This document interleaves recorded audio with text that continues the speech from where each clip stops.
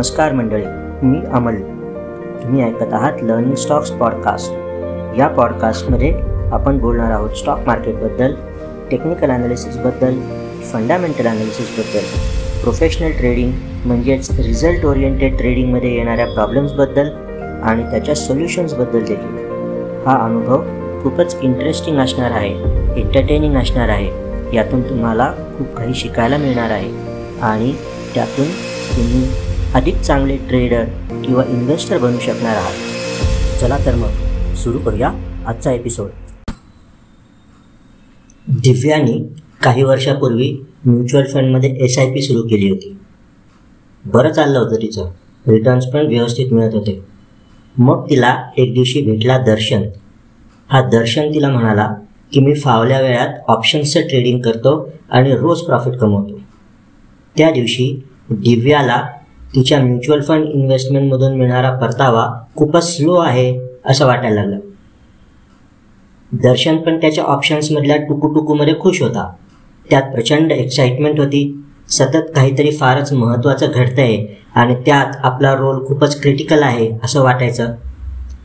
टुकूटुकू अशासाठी म्हटलं कारण ऑप्शन्समध्ये सारख्या होणाऱ्या लॉसबद्दल तो दिव्याला सांगायला विसरला होता.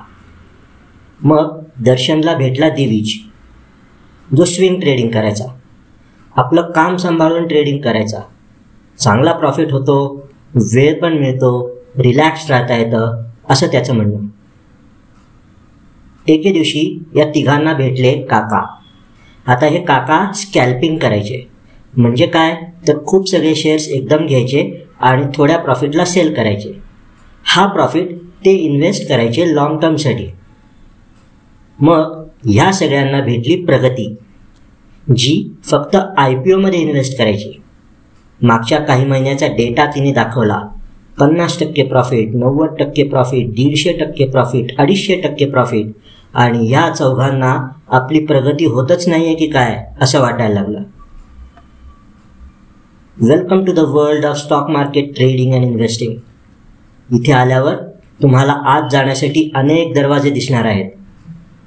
गंमत म्हणजे सगळेच दरवाजे उघडे आहेत आणि प्रत्येक दरवाजाने आत जाण्याची परमिशन आहे. प्रत्येक दरवाजाबाहेर तुम्हाला काही आनंदी लोक भेटतील आणि काही अनसॅटिस्फाईड लोकसुद्धा तिथे आहेत. कुठल्या दरवाजाने आत जायचं हे मात्र पूर्णपणे तुमच्यावर सोडलेलं आहे. हा पूर्णपणे तुमचा निर्णय असणार आहे. पण मग ठरवायचं कसं? म्युच्युअल फंडवाले सांगतात सारखं सारखं ट्रेडिंग करू नका, SIP करो, मस्त रहो, म्युच्युअल फंड सही है वगैरे वगैरे. पण प्रश्न पडतो की खरंच तेंडुलकर असेल, धोनी असेल किंवा आता रोहित शर्मा असेल, यांच्या आर्थिक यशात म्युच्युअल फंडच्या फक्त SIPचा एवढा मोठा रोल आहे का? यूट्यूबरची कहाणी तर अजूनच वेगळी आहे. काही म्हणतात आम्ही दिवसात फक्त थोड्याच वेळ ट्रेडिंग करतो आणि बक्कळ प्रॉफिट कमवतो. काही जण म्हणतात आमच्याकडे अशा स्ट्रॅटेजीज आहेत ज्यांनी तुम्हाला 100% यश मिळणार म्हणजे मिळणारच. ऑप्शन्सबद्दल तर विचारायलाच नको. सेबीचा डेटा सांगतो की यात फारसं कोणी कमवत नाही. पण सगळ्यात जास्त ट्रेडिंगचं व्हॉल्यूम यातच आहे. NSE BSE हे एक्सचेंजेस सतत नवीन नवीन ऑप्शन्स कॉन्ट्रॅक्ट सुरू करत आहेत. हे एवढं सगळं जर यात ॲक्टिव्ह असतील तर ते वेडे आहेत का?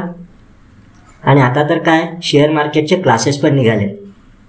इथे पण बरेच जण सांगताना दिसतात की आमच्याकडे या, शिका आणि रोज पैसे कमवा. त्यात अजून फॉरेक्स आणि क्रिप्टोकरन्सीची भर पडली आहे. केवढा सगळा गोंधळ आहे. कोणता दरवाजा माझ्यासाठी योग्य हे कसं ठरवायचं? आहे का काही मार्ग? चला शोधायचा प्रयत्न करायचा. आपण एक एक करून बाईंग सेलिंगच्या वेगवेगळ्या पॉप्युलर पद्धतींचे फायदे आणि रिस्क किती आहे हे बघूया. इक्विटी म्युच्युअल फंड फायदा काय आहे? पर्सनली लक्ष ठेवण्याची गरज नाही. चांगल्या मार्केट कंडिशनमध्ये उत्तम रिटर्न्स पण मिळतात. SIPद्वारे थोडी थोडी इन्व्हेस्टमेंट करत राहता येते, म्हणजेच एक रकमी पैसे गुंतवण्याची गरज नाही.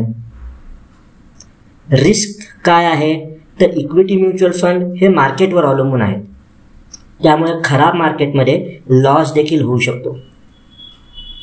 ज्या व्यक्तीला मार्केटमध्ये ॲक्टिव्ह ट्रेडिंग करण्याची गरज नाही किंवा इच्छा नाही ती व्यक्ती म्युच्युअल फंडद्वारे इन्व्हेस्टमेंट करू शकते.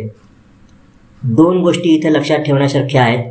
एक तर म्युच्युअल फंडचा NAV रोजच्या रोज बघू नका, त्याने काही उपयोग होत नाही. त्याला वेळ द्या. लॉंग टर्ममध्ये म्युच्युअल फंड जास्त चांगलं काम करतात. आणि दुसरं असं की फंड सिलेक्ट करताना काळजी घ्या.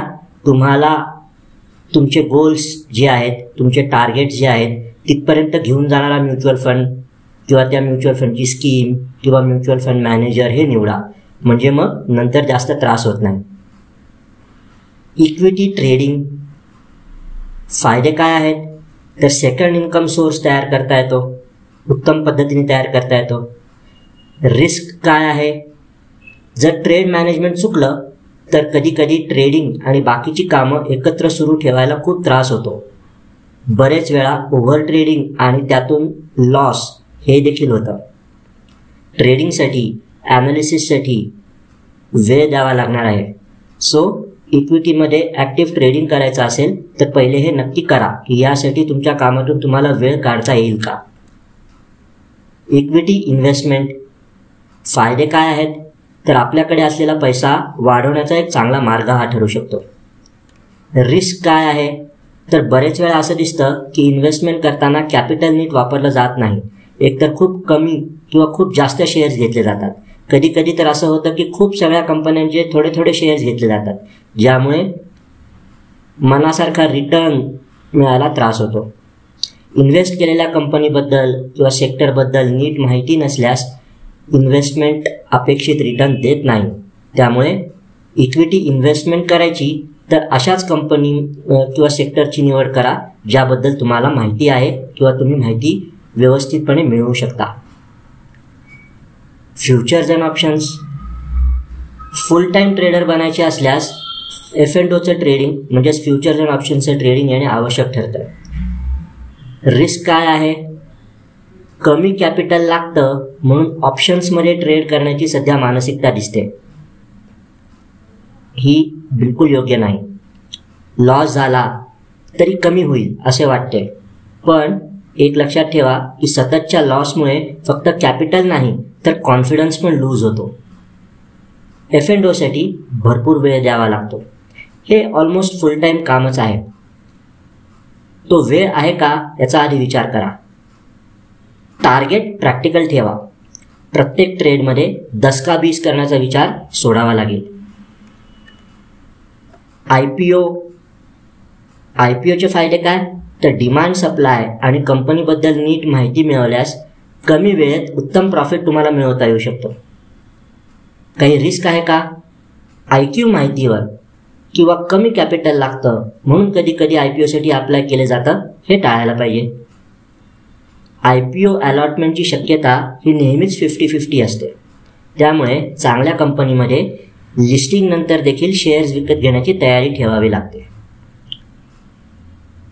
स्कॅल्पिंग, फॉरेक्स, क्रिप्टोकरन्सी, कमॉडिटीज हे स्पेशलाइज्ड विषय आहेत ज्याबद्दल आपण नंतर कधीतरी बोलू, कारण फार लोक याच्यात काम करणार नाहीत आणि तेवढा वेळ देऊ शकणार नाहीत.